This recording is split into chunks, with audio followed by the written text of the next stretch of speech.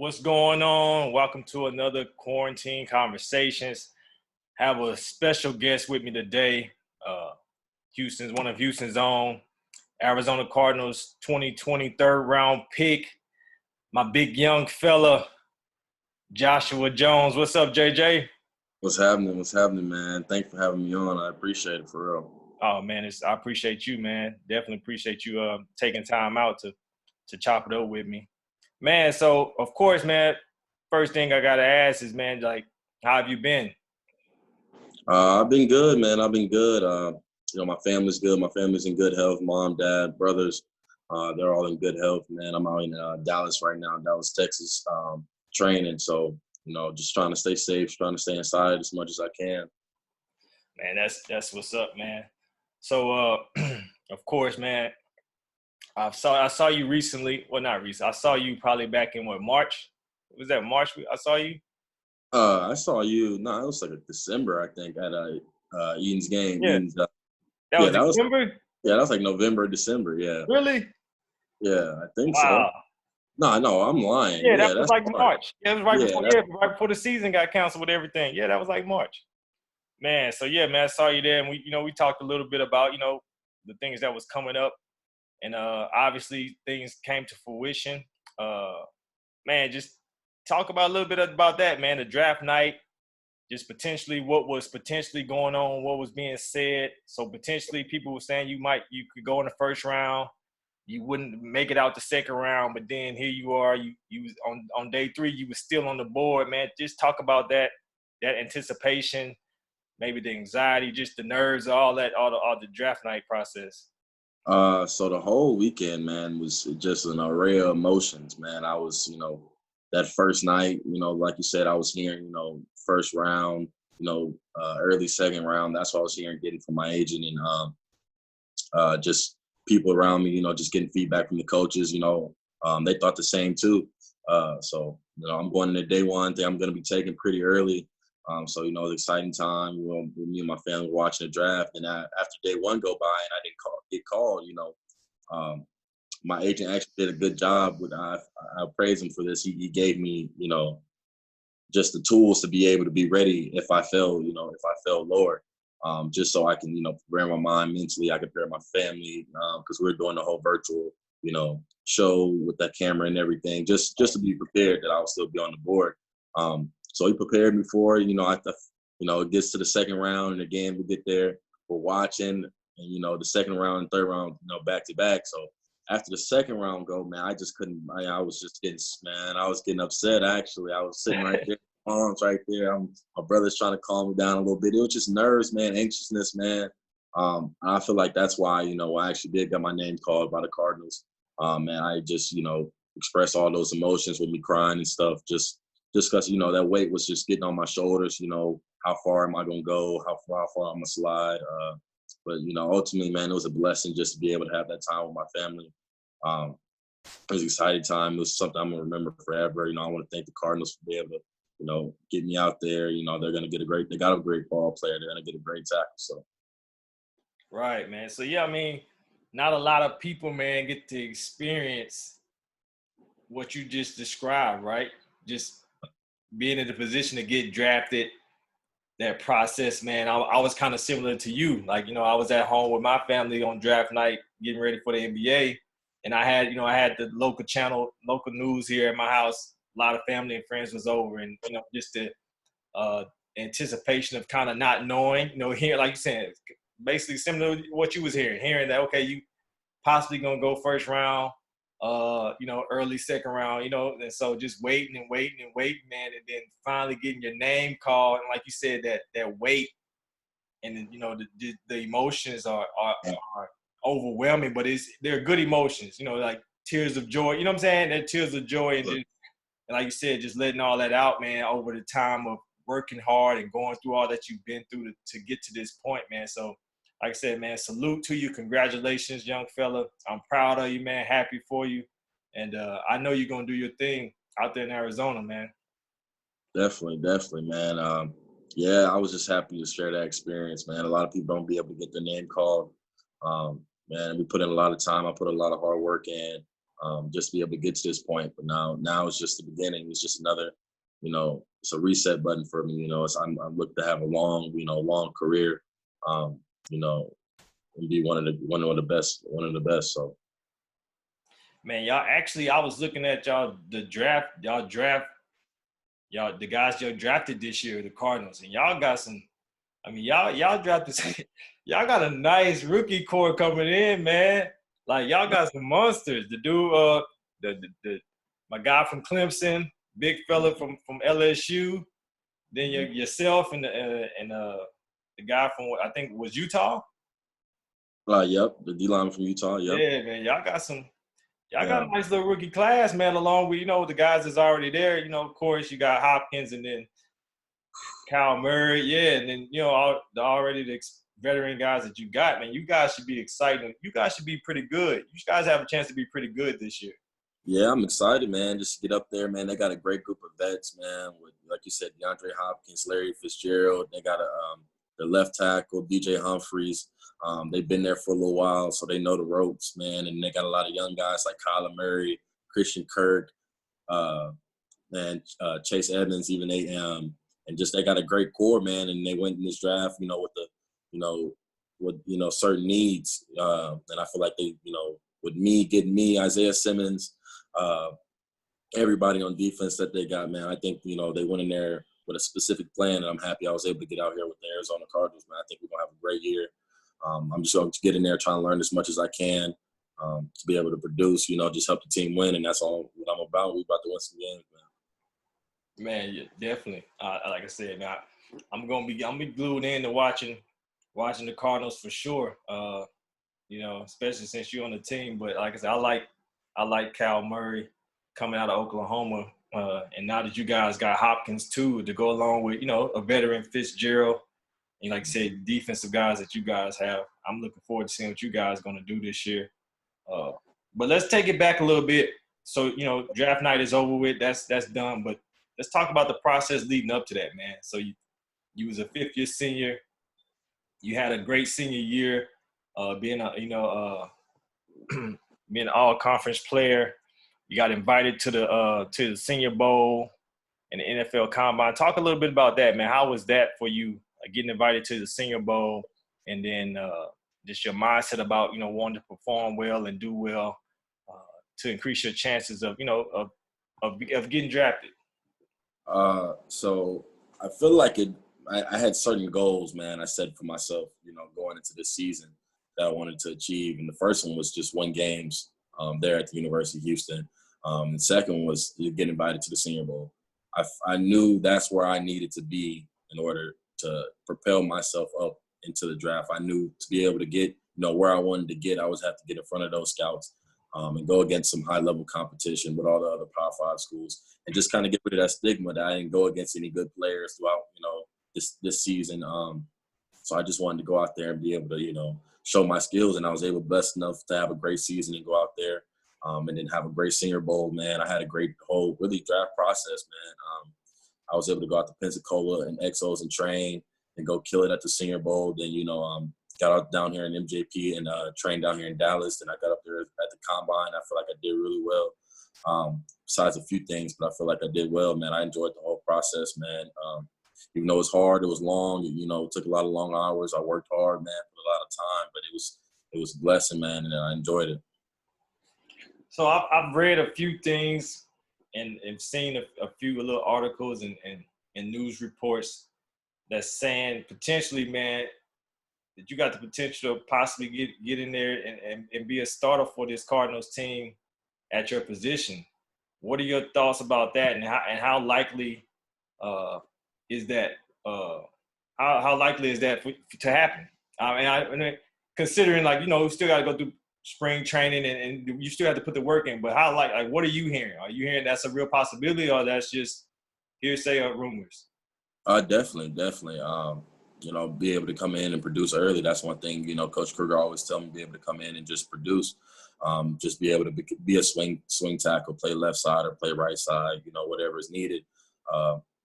And you said I'm going to definitely play early. It's just how fast as I get stuff down, how fast I adjust to the speed of the game, how fast I get the playbook down. because he know my skill set, he know what I can do.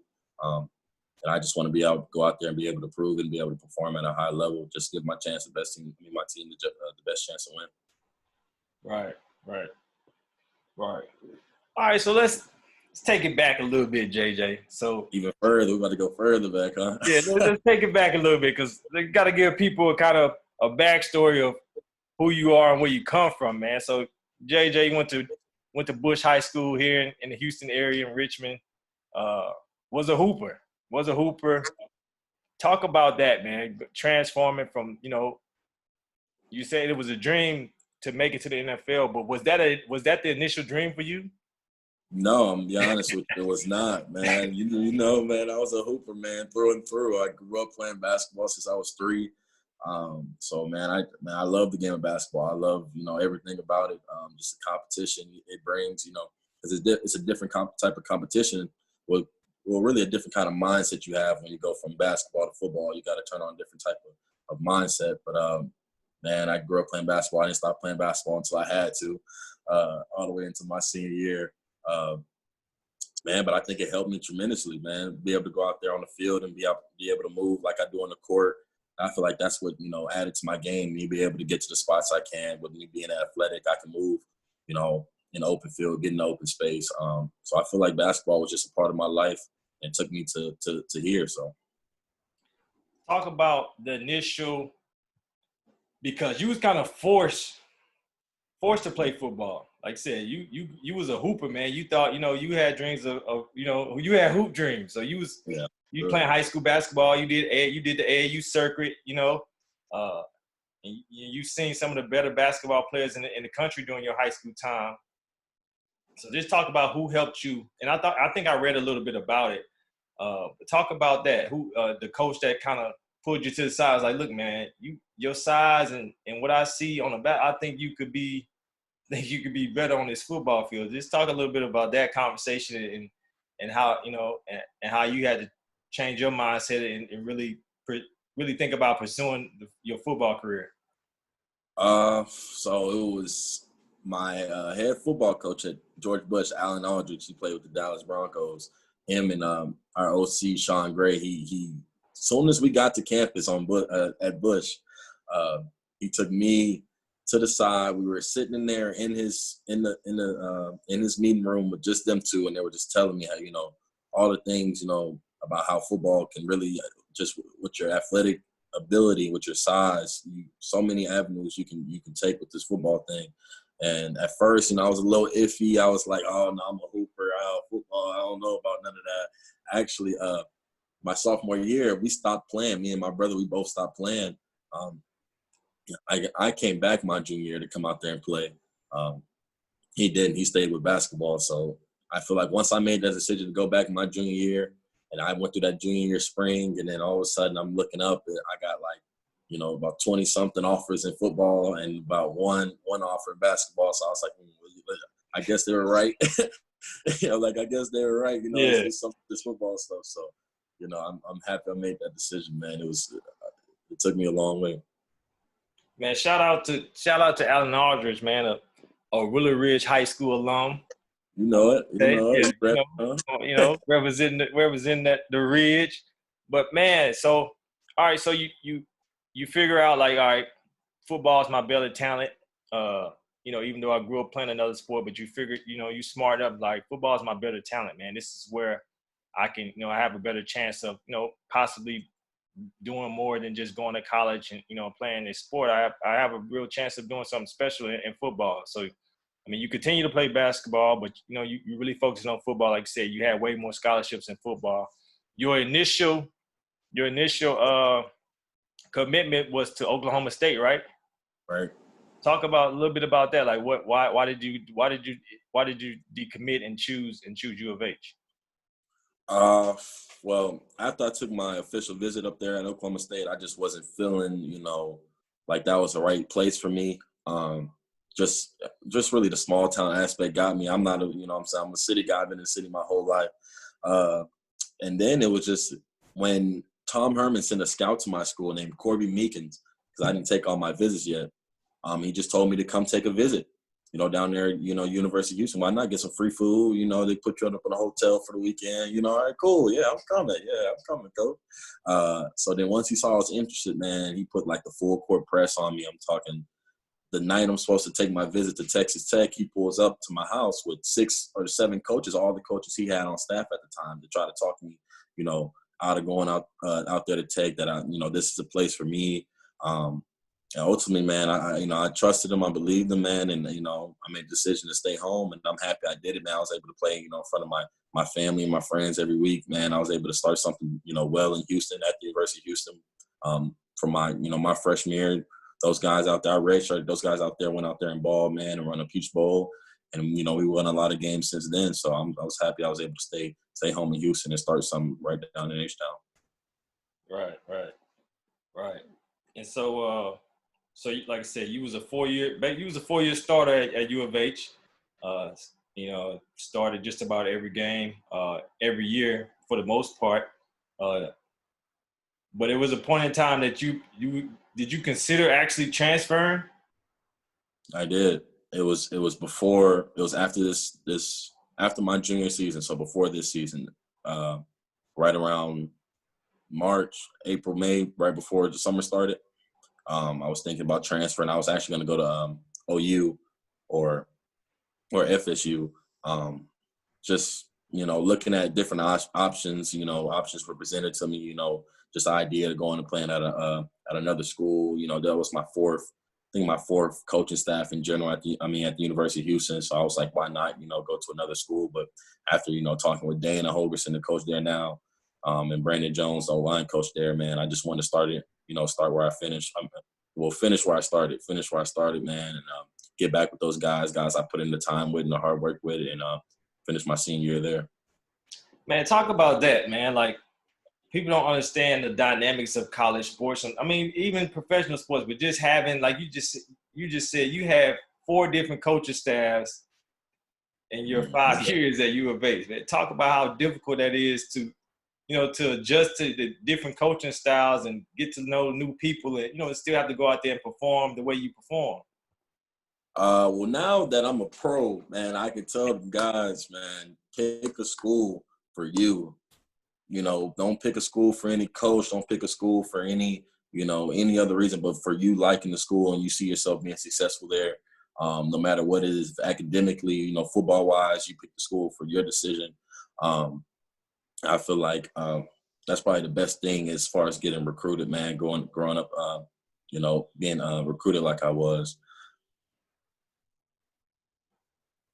Yes, I mean, that's great advice, man, because like I said, a lot of times, and, in all sports, football, basketball, mainly what we talk about, guys can end up picking the wrong school based on the popularity of the school, based on the school's history and tradition, but it not necessarily be the right fit for that individual, And Right. I've seen it on the basketball side for sure, but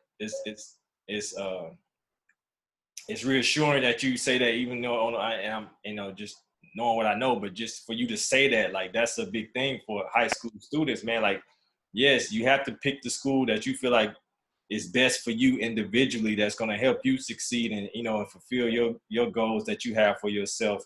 And Right. Regardless of, the coach, I mean, and all that plays a part. We can't take that out the equation. The coach who's there, the team's history, the stuff they've done recently, the winning streaks and the championship. I mean, all that stuff plays a part, but at the same time, you still have to pick the school that fits your needs the best.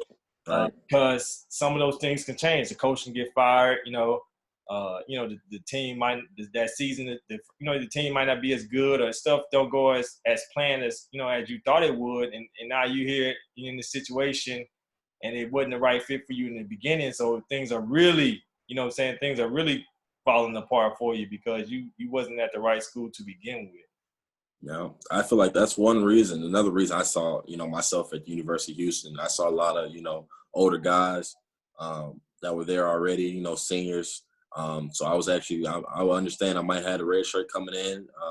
So I know I came in there, I did that, I red shirted, and I was able to, get the start at the left tackle spot. I was able to come in and play early, and play throughout my whole career. But then after, just meeting people and going through coach, man, I feel like it really taught me a little bit that this whole thing is kind of like a business. But then I feel like I use it kind of like an advantage, man. Now I understand the game so much more because I've seen it from so many different eyes. I had 4 O-line coaches that taught me, a little bit of everything. I feel like I take everything, like one of each thing from like 2 or things like from each coach that make my game whole now. So I feel like, I kind of look at it as beneficial a little bit, but I can see how, switching teams, switching schools, or switching coaches can, be detrimental for, certain players, but, for sure.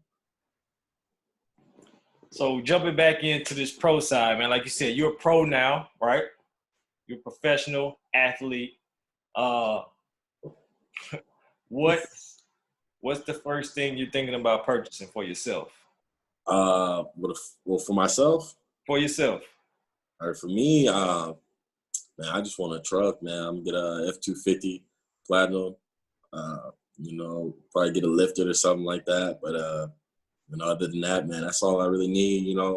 Get a decent place to stay out in Arizona. Then there, try to work how to save it, how to multiply it, man. That's what I'm trying to work on. Right. Hey, man, that ain't nothing wrong with that, man. Like you said, it sounds like you headed in the right direction as far as, the way you're trying to maintain and manage your money, buy you something a little simple, hook it up a little bit, and roll like that for the time being. How was your family's, man? How was your family's reaction? Your brother, you and your brother are close, your pops, your mom. How have they adjusted to, like, man, my son, my brother, he's in the league now? Man, I feel like there ain't really much change yet, just because of, what we're dealing with right now with COVID and stuff. It still kind of feels surreal to me since I'm not up there. We're supposed to be in like mini camp right now, rookie mini camp. Supposed to be up there, in Arizona with the team, just getting acclimated to things. So I feel like it ain't really just hit me yet. But they're proud of me, man. They're proud of me. They pushed me this whole time. I wouldn't be here right now if it wasn't for them. If it wasn't, my brother pushing me, going whatever. If he was doing basketball, or just me chasing him around. My mom and dad always taking me to AAU games, being at all my football games, man. They push me, man, and they're my support system, and they're the only reason I'm really here. So. Man, no doubt, man. It always takes a support system, man, that's behind, stories like this and people, having the success they have. Like sometimes, people don't realize it and they just see the person who's succeeding and they think it's, they've accomplished all these things on their own. But, man, it takes a whole lot behind the scenes to, for people to be in positions like yourself and have this success and to achieve such a thing as getting drafted in the NFL. So I got a question for you. What's up? Shoot it. With you going through this, being a pro already, what's one piece of advice you can give me as far as moving forward, especially being a rookie? Man, the best thing I would say, man, is, of course, you're already going to work hard. That's, what I'm saying? That's the cliche stuff to take, man. Work hard, but learn the business of the NFL. Learn the business of the NFL and ask all the questions you can ask about, about that side of it. And also the football side, ask questions to your vets and, ask questions, man, so you can know and be prepared. But learn the business of the NFL, man. Like that money side, financial literacy, man, like really, really sit down with your people and and pick the right financial advisor, like the people that's going to be off the scenes. Like make sure you have that stuff in order, man, and ask questions and learn, like I said, learn the business of the game. Like that's the biggest thing. Like I said, learn, and you already had your first lesson. You've already had your first lesson. You talked about it, but you already had your first lesson on draft night. Yeah. Right? That's part of the business of the game, right? You already had your first lesson. So learn the business of the game, man. And, and make sure you take care of that money, bro. Sure. It's going to go fast. You're young now. And like I said, hopefully you have a great, successful, long career. But when you look up, man, you look back at it, let's say 10, 12 years from now, hopefully, God willing, you can be like, dang, it's been that long. You know what I'm saying? You know, But then wow, you also gonna want to have you want to have not a little, you want to have a lot to show for it, you know, and that comes with, you know, just like I said, learning the business of the game, taking care of your money, making sure that you're financially stable and know how that world works, you know, the stock market. Just knowing all that stuff is important, man. Like I said, you're young now, and that would be like this. That would be stuff that you would be thinking about down the line. But if you can get that stuff, if you can start thinking about that stuff and start learning it and getting in those different spaces, you'll be way ahead of the game, bro. sure. That's one thing I do want to get into, just learning, you know, just like you said, financial literacy, just how wealth works. Especially with me, being in the league now and seeing money I have never seen before. Right. Just knowing how to take care of it, and not only take care of it, but make more money on money. But I got some people in place, and I'm gonna keep doing research, keep doing, gaining more information as much as I can, because they have a ton of resources. The NFL, provides a lot of resources to be able to understand that stuff. It's just actually going out there and learning it and taking it, putting it into effect. So, But you're right, and like the NFL has plenty of resources, but it's not beneficial to you if you don't use it. You know what I'm saying? So yeah, like I said, man, I think you're on the right track, but just football is going to take up a lot of your time, and you're going to be focused and tuned in to trying to be better and make the team. You know what I'm saying? And find your way on the team and all that stuff. But when you got the downtime to think about and do other things, man, that's one of the things you should be thinking about. Like you said, like, man, how can I be more educated about this money I'm about to start making? How can I make it work for me? You know what I'm saying? How can I stretch it out? How to make it last? How do I invest it? That stuff is big, man. Like I said, you like myself, you come into this money now, and your parents ain't never had this type of money, right? They can't tell you, like, you know what I'm saying? Like, they don't know what to tell you about how to, of course, it's easy to spend.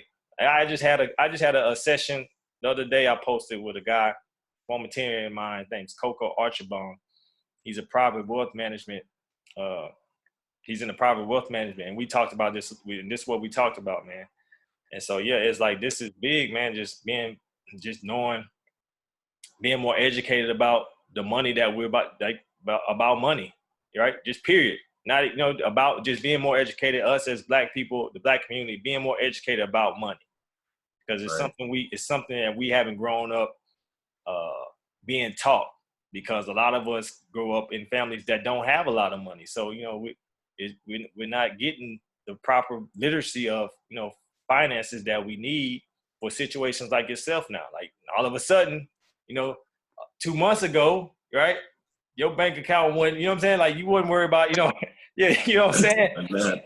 Overnight, right? And granted, it was a progress, it was a process of, oh, this possibly could happen. But now overnight, like, stuff has changed, and you know what I'm saying? And you going into situations now where you looking at stuff differently, like, okay, well, yeah, I can go get that. You know what I'm saying? I can go get the big boy truck now, or I can get this. You know what I'm saying? Or I can get, like, but it's understanding how all that stuff works, and how you can better prepare yourself to make this thing last for as long as you can make it last, by making some good decisions early. Definitely, definitely. That's one thing, I told my family, and, I'm going to be smart. And that's one long-term goal I have. I want to build, be that person to build that generational wealth for my family, since we never had it. My dad's from Port Arthur, my mom, from Third Ward and Yates. We come from, like, not a lot. So I want to be able to be that spark, and, be able to, set my family up for a while. Right, man. And that's the way you should be thinking. And that's the way, especially with the way athletes are getting paid now. I know it's a little bit different in NFL, but guys are still, I mean, the numbers are going up in the NFL also. But and that's how you should be thinking, man. Take care of your body, try to stay healthy, go out there and produce on the field. That's going to take care of itself. But at the Right. same time, you got to be taking care of the what I'm saying, the other side, the side that people don't see. You got to be taking care of the money side. You educating your family. That's important too. Educating them as you're learning. You got to be teaching them about how to take the proper steps. To for the stuff that you're gonna be putting in their hands that you're entrusting them with, you got to teach them also. All right, this is how you need to, this is what you need to do with this, and this is how you need to use it. This is how you can make it grow. This is how you can invest it. So yeah, man, that's big, bro. Like I said, I'm extremely happy for you, man. Proud of you, very proud of you, man. Like I said, been knowing you since you was like 14 years old. Seeing you, hooping, hoop dreams you had. Now here you are, NFL player, man. So that's dope. That's dope, man. Thank you. I appreciate it, man. We used to talk about you, me and E, like, just being able to see you, having you already go through the footsteps, setting the path just for young guys like us. We were just thinking about, back then we wasn't thinking about a whole lot of nothing, just going in there and playing basketball with TJ. So, man, just thank you. I appreciate you having me on. I really appreciate, setting this up.